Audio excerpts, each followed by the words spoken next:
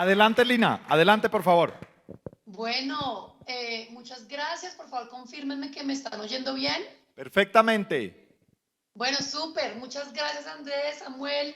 Qué emoción estar aquí también en WeTrade hoy apoyando esta iniciativa que además ya lleva tantos años promoviendo los negocios incluyentes.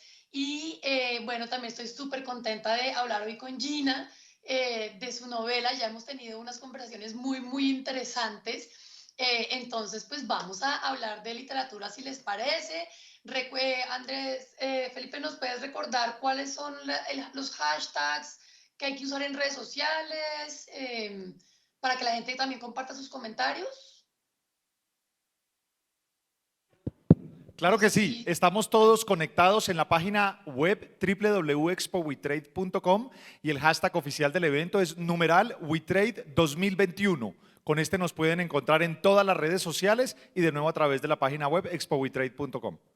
Perfecto, entonces numeral es WeTrade 2021, ¿cierto? Correcto. Listo, buenísimo, muchas gracias. Bueno, entonces tenemos aquí este libro que se llama Mujer amurallada. Gina, te presento un libro que me acabo de leer, no sé si ya te lo leíste. Eh, vamos a hablar de Mujer amurallada y vamos a hablar con Gina como autora. Gina, bueno, pues seguramente la mayoría de ustedes la conocen, pero además Gina se está lanzando también en este año como escritora de ficción, ¿no? Entonces, pues entremos de una vez en la novela, Gina. Cuéntanos rápidamente, para las personas que no se han leído el libro, o sea, por favor, sin spoilers, rápidamente, ¿de qué se trata tu novela? Hola Lina, muy buenos días a todos, a todas las personas que están hoy en WeTrade. Para mí pues es una felicidad poderlos acompañar este año, una felicidad aún más grande poderles presentar la novela. Un millón de gracias Eduardo, Felipe y bueno, y todas las personas que nos están viendo. Y muchas gracias Lina por leértela y por participar en esta conversación. Pues Mujer Amurallada es una historia de una mujer en Cartagena, comienza contando su historia cuando niña, que trata permanentemente de luchar contra el que dirán. Es decir, vive en una familia, vive en una sociedad en donde el protagonista más importante es qué dicen las demás personas. Ese fantasma que está ahí, pero que no lo podemos coger porque todo el tiempo nos está hablando. Y Magdalena comienza como una rebeldía, como una lucha contra todo esto que atraviesa toda su vida y por supuesto atraviesa lo más importante que es quién es ella. Y finalmente, como decías tú, no vamos a contar más de la novela, pero finalmente descubre que las barreras más importantes, o ese que dirán más importante, está en ella. Por eso se llama Mujer Amurallada, porque todo el cuento es cómo derrumbo mis propias murallas. Bueno, chévere, Gina. Entonces vamos con una pregunta que sé que no te gustó tanto, pero ¿qué es lo que más te gusta de tu novela y sobre todo qué es lo que menos te gusta de tu novela? Hablamos con esta Lina antes un poco y yo le decía, de la novela me pasó como con la tesis. Dicen que la mejor tesis es la tesis que está acabada. Acabar una novela es muy difícil porque cualquier obra siempre está respirando, siempre está viva, entonces poner ese punto final es muy difícil. Pero cuando comprendí que ese era el final y que no tenía que ser un final y un epílogo, sino que todos pudiéramos interpretar qué pasaba ahí, creo que fue un momento que me gustó mucho y que dije, listo, este es el final, aquí termina este texto. Y una cosa que de pronto no es la novela, pero que me ha gustado muchísimo es que yo escribí esta novela como un proceso de exploración propio, de comprender muchos temas que seguramente Lina va a tocar ahorita, que muchos hemos tocado, como la ideología de género, o ese momento en que uno dice, me gusta una persona del mismo sexo mío, ¿qué hago? Como poder comprender con mayor profundidad qué le ocurre a una persona cuando está en esta situación y después cuando la novela ya salió al aire y el texto lo tienen muchas personas. Me gustó que la literatura ha sido una manera de unirnos, una manera de conversar, una manera de dialogar sobre muchos temas. Lo que menos me gustó, como le decía a Lina, porque también dijimos lo que pues, es el bebé, entonces es difícil verle defectos, pero tal vez la misma cosa, que es ponerle final, ¿no? Tener que acabarla. Sí, precisamente tú me habías hablado que la acabaste y como que dijiste, ay, le voy a hacer un epílogo a la Se lo hice, protagonista. se lo hice. Pero al final decidiste no incluirlo, como que también es eso de, bueno, pues se acabó, pero pues todavía no se ha acabado, ¿cierto? ¿Por qué decidiste no incluir el epílogo de lo que pasaba con la protagonista después? Me pareció que un final interpretativo en el que cada uno terminara imaginándose qué pasaría con Magdalena era mucho más emocionante, iba a permitir más diálogo, más conversación, que si yo decía, ah, no, Magdalena entonces fue feliz y punto final. Y esta es la manera de ser feliz, ¿no? Que también hay muchas maneras de ser feliz. Es algo que paradigmas es lo que nosotros hemos inventado, pues. Bueno, quisiera que nos fuéramos a algo un poco más, a la sección de las preguntas sensoriales. La primera pregunta es, esa no te la hice el día que conversamos, ¿a qué huele tu novela? ¿Con qué olor asocias tú la novela? Mar, totalmente mar, es un olor. Pues, mi familia es una familia caribe, mis papás son de Barranquilla y hemos pasado mucho tiempo en Cartagena y en Barranquilla. Yo siento que cuando uno llega a Cartagena, por ejemplo, Cartagena tiene un olor único, que tiene que ver con la brisa y ese olor del mar de Cartagena, esa salina, con tanta historia. Mujer amurallada huele a eso. Ok, y bueno, tú también, ya que mencionas a Cartagena, pues, ¿por qué decidiste ubicar la historia en Cartagena? En una ciudad, digamos, en la que tú no has vivido, a pesar de que has pasado tiempo allá. Esa sería la primera, bueno, respóndeme primero esa pregunta. Cartagena es una ciudad llena de contrastes y esta historia tiene muchos contrastes y contradicciones. Una ciudad que, por ejemplo, utilizó sus murallas para defenderse, al mismo tiempo para atacar, es decir, esas murallas estaban cargadas con cañones, y hoy cada tronera es un sitio de amor, ¿no? Cuando alguien pasa por las tardes en Cartagena, me imagino que ustedes han visto esas murallas llenas de novios, novias, es increíble ese contraste y esa misma contradicción, ¿no? Eso para mí es Cartagena y me gustaba mucho también porque es una ciudad donde el que dirán está muy marcado, pero al mismo tiempo hay mucha libertad y porque es una ciudad que históricamente ha estado marcada por la libertad. Pues está Palenque, por ejemplo. Claro, y entonces ahí, bueno, supongo que esa experiencia esa decisión de que la novela se ubicara en Cartagena también te demandó, pues, como reestudiar la ciudad, porque tú además mencionas lugares muy específicos, hablas del club, hablas de como espacios que los turistas no conocen, hablas de lugares donde se puede comer una comida determinada. ¿Cómo fue esa experiencia como de pensar Cartagena también como una protagonista de la novela? Si Cartagena, como dices tú, Lina, es una protagonista y es una protagonista que me tocó como bajar mis recuerdos. Vargas Llosa dice en Historia de un deicidio que los escritores tienen tres tipos de fantasmas. Fantasmas históricos, personales y culturales. Aquí todos hablaron. Los históricos siempre me aterraba mucho como la fantasía que teníamos con los conquistadores, con Pedro de Heredia, y tampoco con la lucha por la libertad, tan poquito.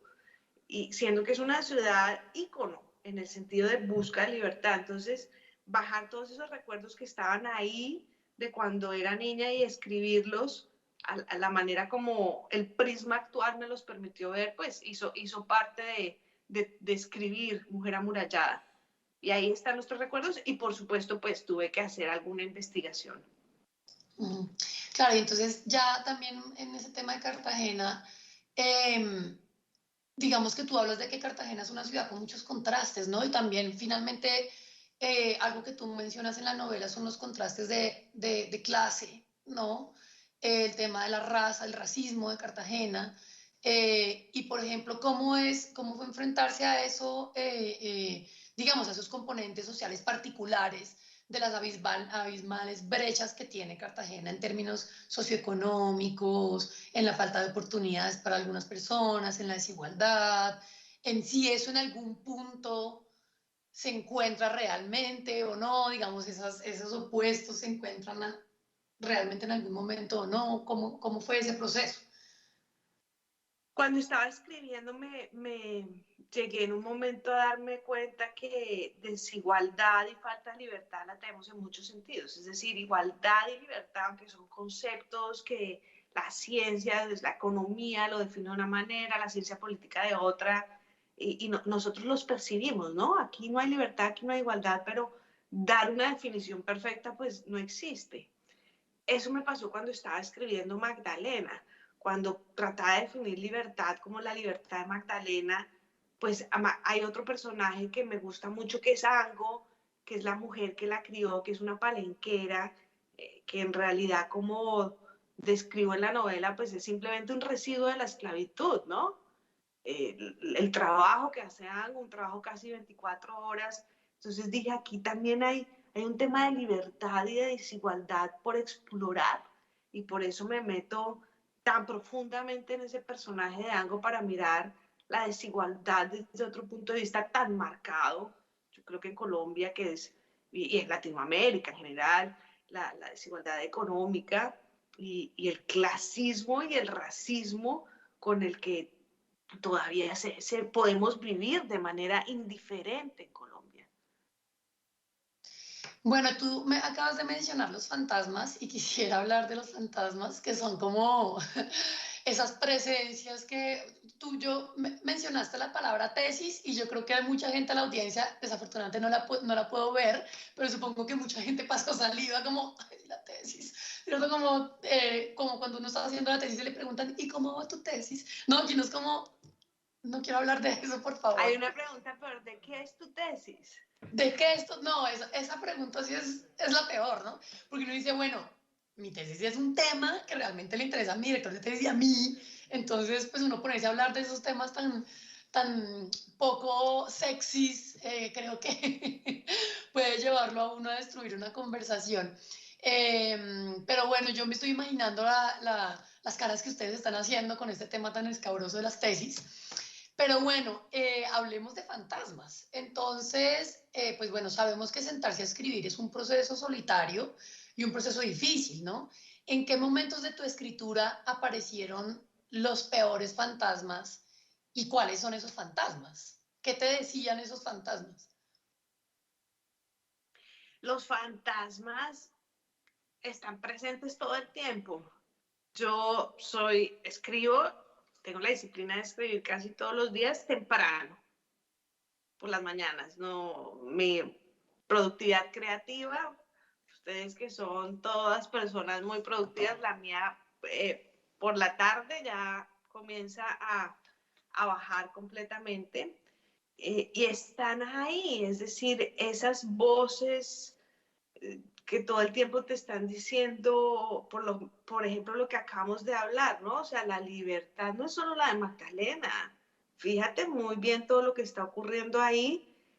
Realmente son fantasmas de personales y culturales que estaban ahí dentro de mí y que los pude ir plasmando y desarrollando a través de la escritura, ¿no? Cuando yo siempre he creído que Colombia es un país que no, como decías tú, nos falta mucho sobre la igualdad de oportunidades, es decir, que el nacimiento de una persona, el lugar donde nace es lo que termina determinando su futuro y eso es algo muy triste, y eso es algo que hay que cambiar. Y ese, por supuesto, es un fantasma que está ahí. Y eso fue Ango. Ango, una mujer talentosa, inteligente, determinó su futuro el lugar donde nació. Entonces, para mí hubiera sido imposible no referirme a toda esa circunstancia cultural y social de Ango escribiendo este libro.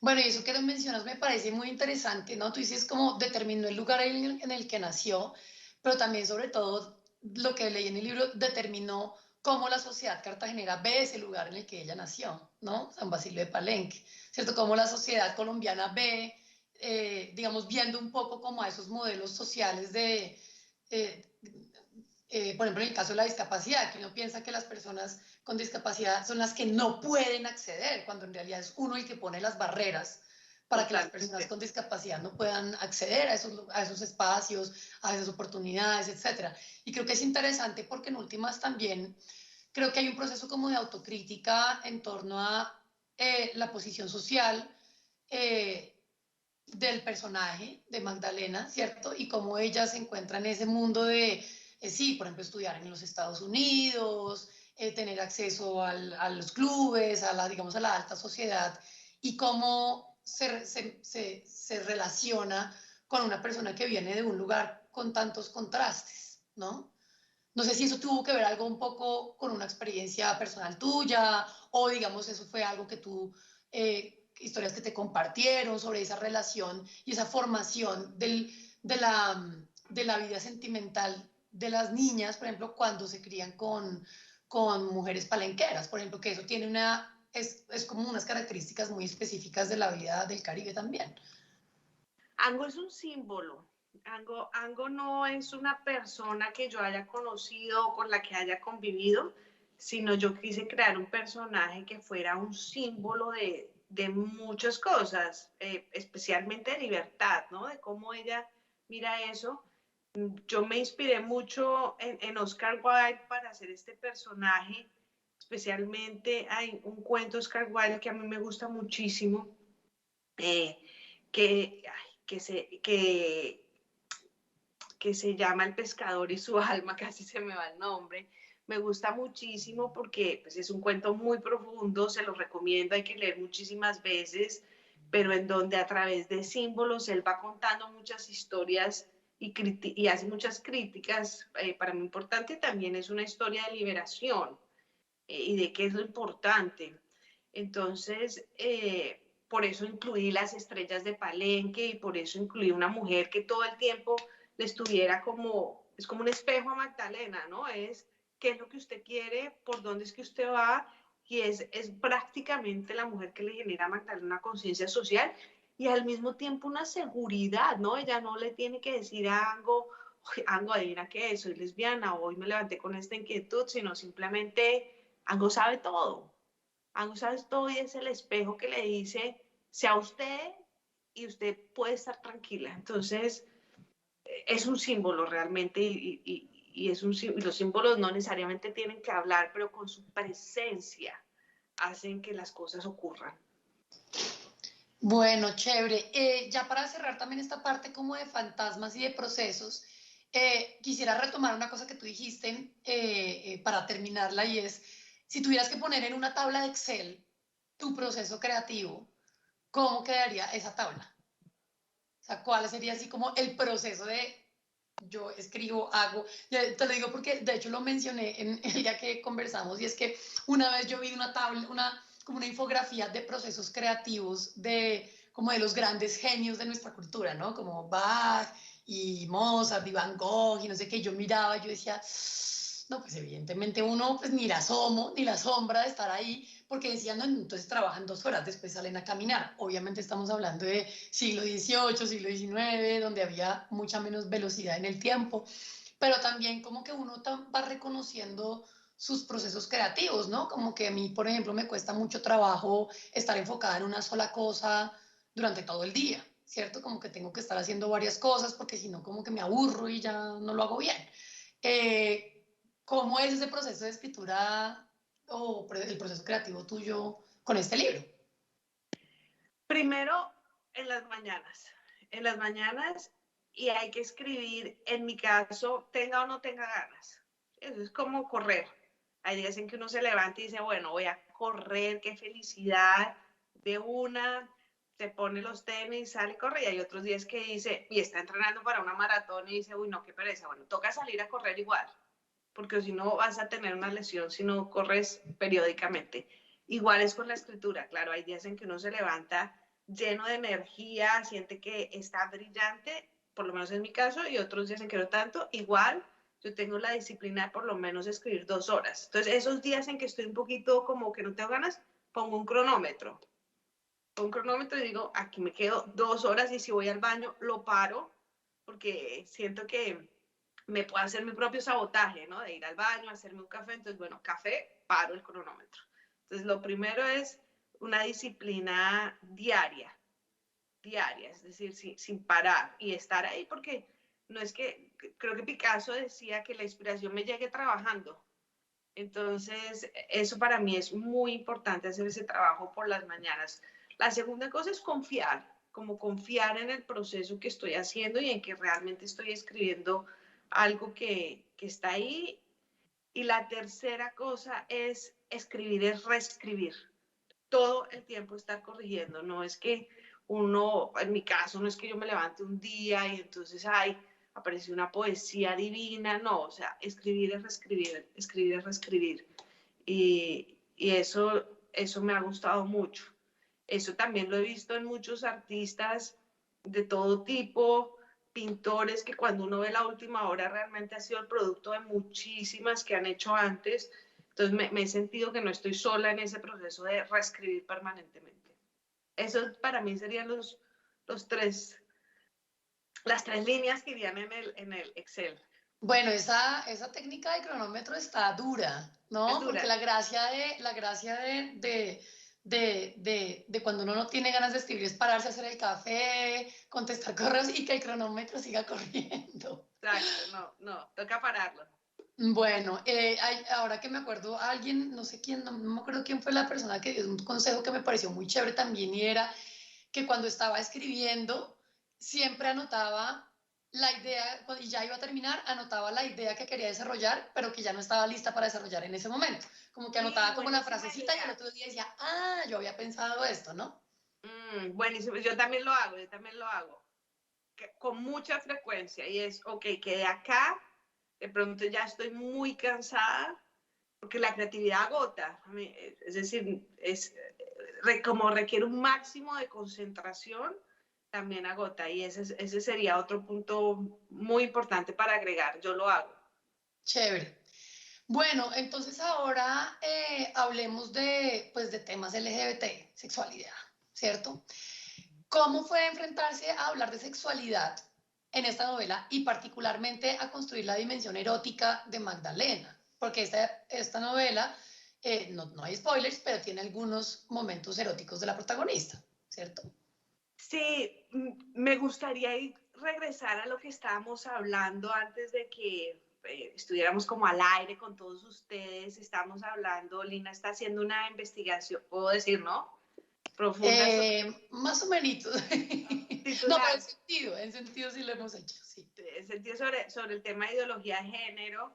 Y yo le decía a Lina que probablemente si no hubiera ocurrido todo este absurdo de la ideología de género cuando yo era ministra de Educación, de ver a la gente desinformada, con miedo, agresiva en ese ataque general, pero también tan particular, seguramente no hubiera escrito Mujer amurallada y quería poner este contexto porque eso me hizo a mí decir, una de las cosas que yo pensé en ese momento, cuando yo tenía ese ataque como están homosexualizando a la población colombiana, con unas cartillas, la gente lee y se vuelve homosexual.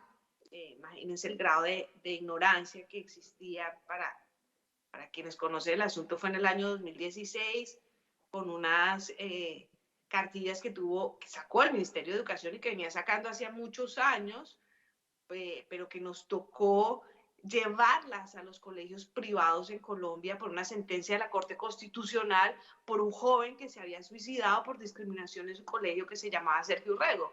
La Corte le dijo al ministerio, usted tiene que hacer algo para que los colegios no tengan normas que discriminen a los jóvenes homosexuales. Y en ese proceso, pues se levantó un monstruo, yo no diría que un fantasma, sino un monstruo que yo no sabía que estaba dormido en Colombia y comenzó a decir esas cartillas son homosexualizadoras, quieren homosexualizar a nuestros hijos, con mis hijos no se metan, ustedes son la ideología de género. Y ese es más o menos el contexto. Y yo era la ministra de Educación, entonces claro, como la ministra de Educación era lesbiana, entonces pues ahí estaba, ahí cerraban el círculo de ellos.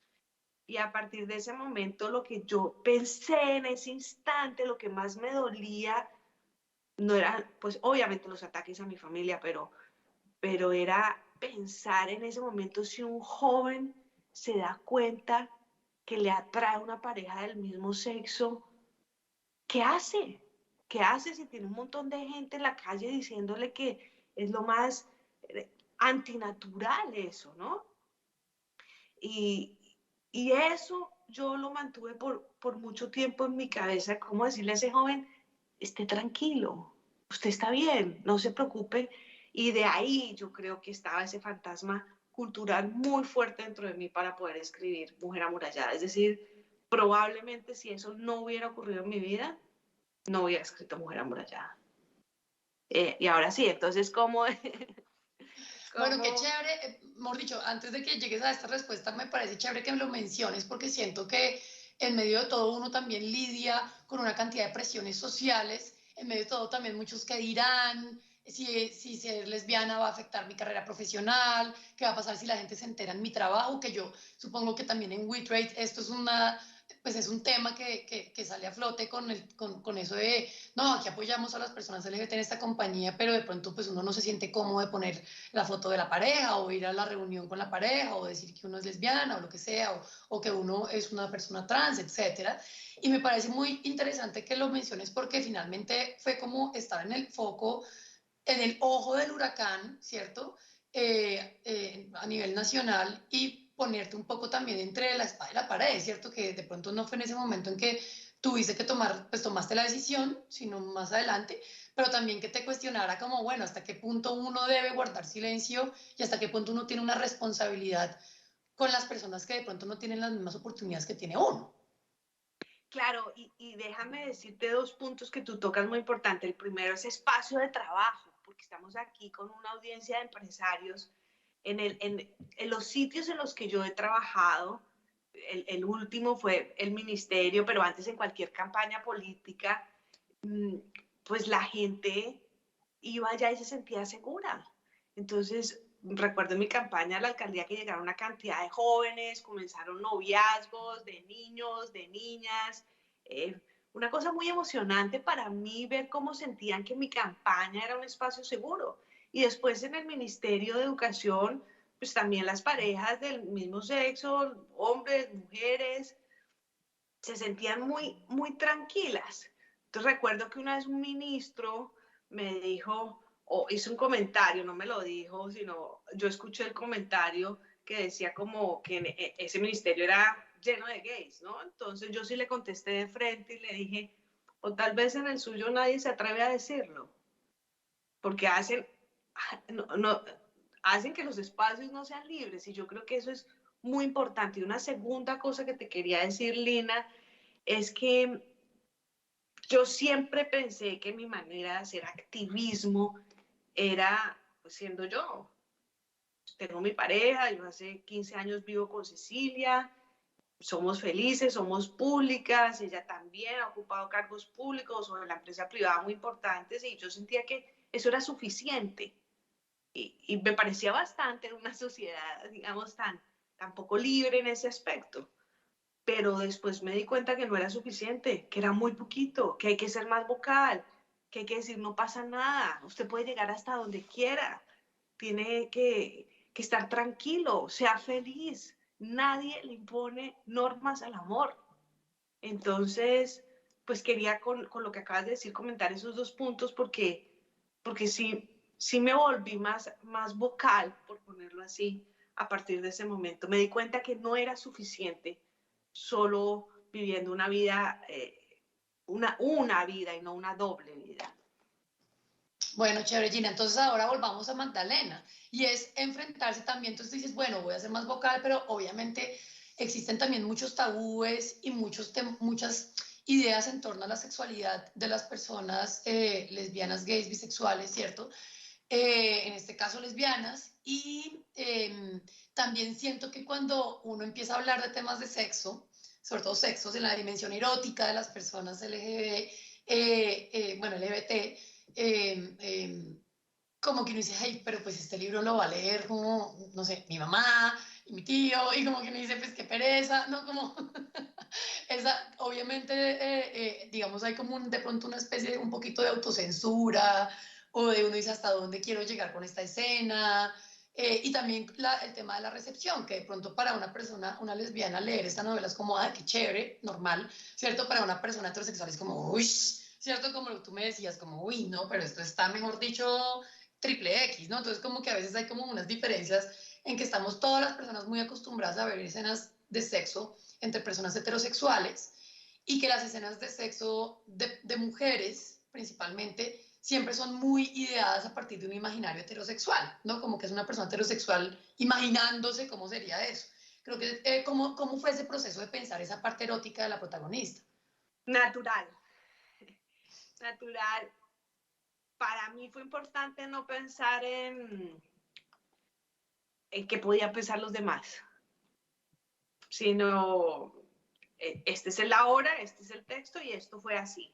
Y era importante mostrar sexo en Magdalena, ¿no? Porque finalmente muchas mujeres, muchos hombres, no sé cómo será el proceso de cada uno, pero estoy segura que el proceso tuvo que ver con un momento sexual, el momento en que uno dice, me gustan las mujeres, o en mi caso fue un momento sexual, no fue por allá viendo La Mujer Maravilla, Mm. ¿sí? Entonces, era parte de la historia de Magdalena, ¿no? No podía ser Magdalena que se inspiró un día y dijo, me gustan las mujeres, no, tuvo que haberlo sentido. Y nunca pensé en ese sentido, en cómo podía ser tomado, porque para mí el experimento de escribir es un experimento de mi comprensión. Como te decía al principio, lo bonito que ha pasado es que ha sido la literatura y este libro en particular un momento de comprensión de otras personas. Entonces me han escrito hombres y mujeres diciéndome mi historia fue igualita, me pasó lo mismo, me identifico un montón con Magdalena, tuve una vez en mi vida. Así que eso ha sido lo bonito, generar una conversación a partir de una historia literaria. Pero pues no pensé mucho en la censura externa y no me la puse. Ok, chévere. Bueno, Samuel, cuéntanos cómo estamos de preguntas, comentarios en redes o la audiencia que nos está escuchando en la universidad, o todavía están tímidas las personas.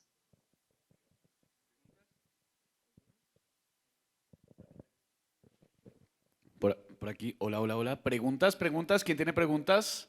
Manitos levantadas.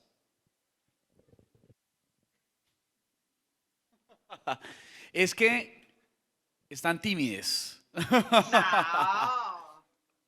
Ustedes Bueno, propongan, Lina y Gina. yo todavía tengo preguntas. Podemos Ah, bueno, seguir, sí. pero No, igual aquí tenemos, tenemos vamos hasta una. las 10, Aquí ¿no? tenemos una, Lina. Acá Eduardo tiene Listo. pregunta. Gina, muchas gracias. Yo quisiera saber si tienen pensado algo más después de esta novela en la línea LGBT. Es decir, ¿te quieres consolidar como una escritora de temas de diversidad? ¿Cómo vas en tu camino de escritora? Gracias, Eduardo. Y pues ya estoy terminando una segunda novela. Mi meta es que logremos universalizar el tema. Voy a tratar de poner en palabras lo que estoy pensando. Y es que la literatura a veces es una literatura heterosexual, punto. Como pasaba cuando Estados Unidos tenía una literatura solo de blancos. Yo creo que la meta es que en la literatura colombiana y ojalá latinoamericana podamos coexistir todos. Es decir, en donde pueda tener un protagonista o una madre, un hijo gay, o pueda tener una hija lesbiana o un hijo trans, en donde todos podamos coexistir. Entonces trato de hacer esto en esta segunda novela para que no sea única, una exclusiva literatura de este tema, sino que que sea una literatura universal, en donde como ocurre en nuestra vida, todos tenemos que caber. Es decir, en donde podamos incluir la pluralidad. Eso es lo que tengo ahorita en mente. Y me Tenemos... voy a colar ahí. ¿Hay otra pregunta o Dale, me dale. puedo No, pero colar? dale, Lina, tranquila, ya vamos con la pregunta. Bueno, quería preguntarte ahora que tú mencionaste literatura LGBT y Eduardo también lo mencionó. ¿Tienes dos o tres autores, autoras que tú digas LGBT, que tú digas los leí, me gustaron, se los recomiendo? Pues para mí la diosa de la literatura se llama Virginia Woolf. Y me parece que Orlando para mí, y por eso la pongo en un epígrafe, pues parte de lo que dice en Orlando es la escritora. Hola, Chévere, gracias Samuel. Vamos con la siguiente pregunta. hola. Sí, mi nombre es Samuel. Gina, muchas gracias por compartir esto. Tengo una pregunta. Me gustaría saber cómo abordas el tema de la interseccionalidad en la diversidad. Es decir, no solamente la persona puede ser diversa en temas de orientación sexual e identidad de género, sino también en tema de raza, en tema de estrato socioeconómico, en tema de, bueno, religión. Me gustaría saber si en el libro abordas cómo estos puntos de encuentro afectan la experiencia de las personas. Gracias, Samuel. Justo eso fue lo que me ocurrió en el libro, que cuando comencé a contar la experiencia de Magdalena desde el punto de vista de Magdalena y tenía una Ango, una mujer palenquera que la había criado, pues comienza uno a ver que todo está relacionado, ¿no? Que no es solo una libertad, que realmente debemos procurarse libres todos, que la igualdad no es solo desde el punto de vista de lo que creía Magdalena que debía ser la igualdad, es decir, que no hubiera normas sociales que le vetaran su amor, por ponerlo así, sino qué pasa con Nango acá. Entonces, la historia de Mujer Amurallada es una historia que con todos esos temas tan fuertes que nosotros tenemos en Colombia como racismo, como clasismo, como homofobia, pues terminan estando todos súper relacionados y buscando que resolverlos de alguna manera. Chévere, ¿tenemos alguna otra pregunta? Hola, muy buenos días. Yo soy Valerie House López. Soy una chica transgénero. Me gustaría de pronto saber, Gina, si en tu segundo libro no te gustaría como hablar más sobre las vivencias de las chicas transgénero, que sería como muy importante que lo resaltaras. Sí, sí, tengo pensado todo un libro sobre ese tema, pensado, ¿no? Tengo como 10 libros pensados, pero Valerie, sí. Y de hecho estaba en contacto con un médico. Es decir, sí, la respuesta es sí, se los debo y no me voy a quedar con esa deuda. Súper, súper genial, gracias. No, gracias a ti. Por ahora creo que no tenemos más preguntas o alguna manita por ahí. ¿Sí? Ah, sí. Sí, tenemos una pregunta por allí. Hola, buenos días. Hola, buenos Hola. días. ¿Cómo es tu nombre? Willington Díaz. Hola, Eh, Willington. Aquí estoy súper atenta para un- responderte. una pregunta. Colombia, ¿qué tan avanzada está en derechos LGBT? O sea, ¿ya han logrado bajar el nivel de homofobia que hay hoy en día? O sea, ¿qué tan avanzados están en ese tema? ¿Tú cómo lo sientes? Pues yo todavía siento que hay un poquito de homofobia. He visto en las calles que ven a dos personas del mismo sexo pues manifestando su amor y falta el insulto, luego pasan a la agresión y también he visto mucha agresión con las personas trans. Muchísimas, sí. Yo, Yo creo que nos falta muchísimo y por eso mi decisión de volverme más activa en este tema. Creo que una manera de hacerlo pues fue escribiendo Mujer Amurallada. Escribí una poesía sobre un poemita sobre la homofobia. El otro día lo tengo en Instagram. Lo escribí toda la semana pasada, precisamente inspirado en una historia de violencia que vi contra una persona trans, y por eso creo que debemos ser lo más activos que podamos. Y quiero serlo y trato de serlo, porque todavía siento que hay un odio sin sentido, además, sin sentido. Bueno, no sé si puede haber odio con sentido, entre otras, pero una cosa que, aunque tenemos normas, y en ese sentido creo que no solo Colombia, sino Latinoamérica avanzado, son insuficientes. Bueno, yo lo único que te digo es que pues tú eres una persona muy berraca porque hacer activismo, primero que todo, conlleva que te pueden amenazar por nomás con tu forma de pensar. Y eso para mí es algo muy digno de admirar de una persona. Muchísimas gracias y pues toca seguir dando la pelea. Me parece que es una lucha hermosísima porque es una lucha por el amor. Exactamente. Bueno. Sí, y para complementar la respuesta de Gina, yo creo que también es muy importante saber que, por ejemplo, Colombia con respecto al resto de la región es uno de los países más avanzados, es decir, frente al caso de Perú, de Chile, de Bolivia, Paraguay, es un país bastante avanzado, con excepción de Argentina, que es de lejos mucho más.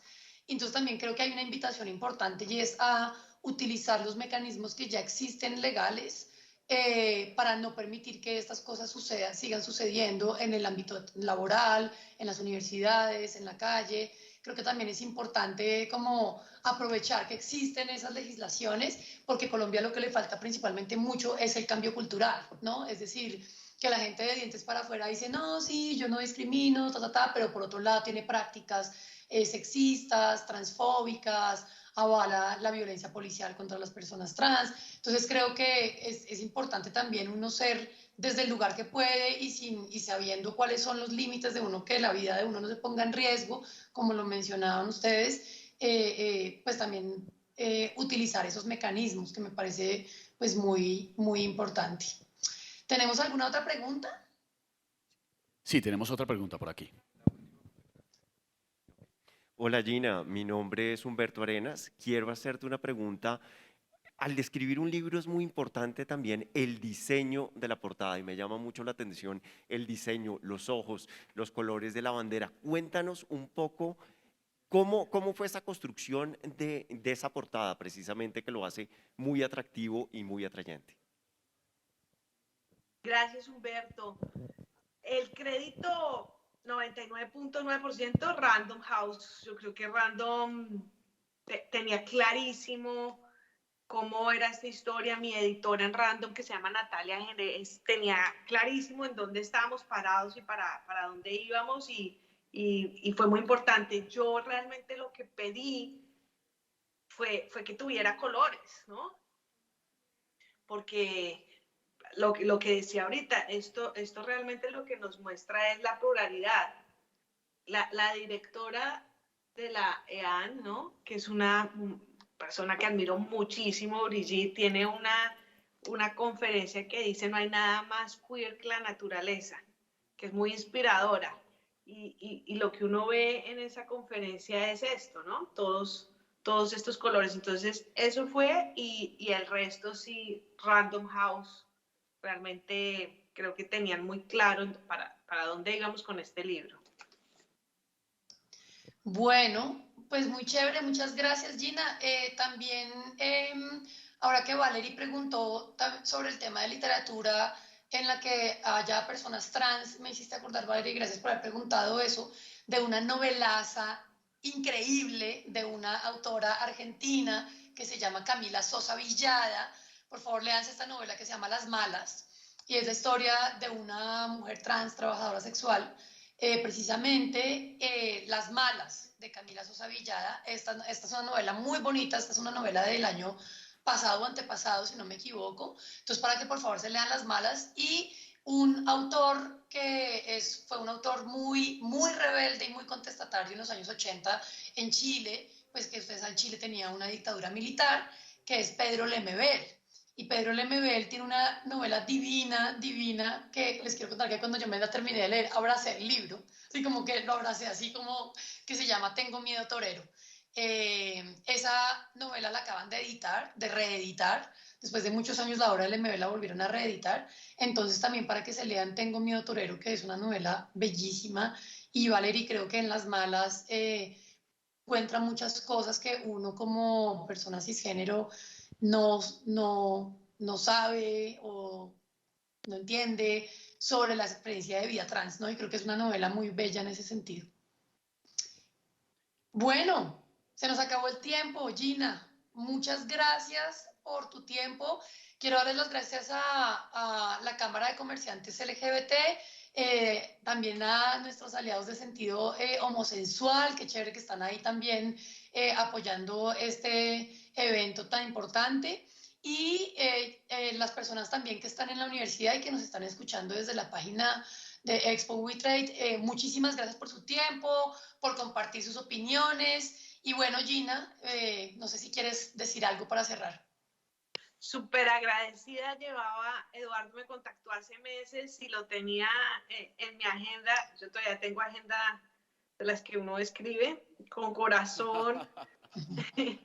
Este evento para mí era muy importante porque siento que es una audiencia con la que me encuentro espiritualmente. Y eso no siempre pasa. Entonces, pues muchísimas gracias por esta invitación. Muchísimas gracias, Lina, Eduardo, Felipe, a la universidad. Mil gracias y pues espero que nos podamos ver muy pronto.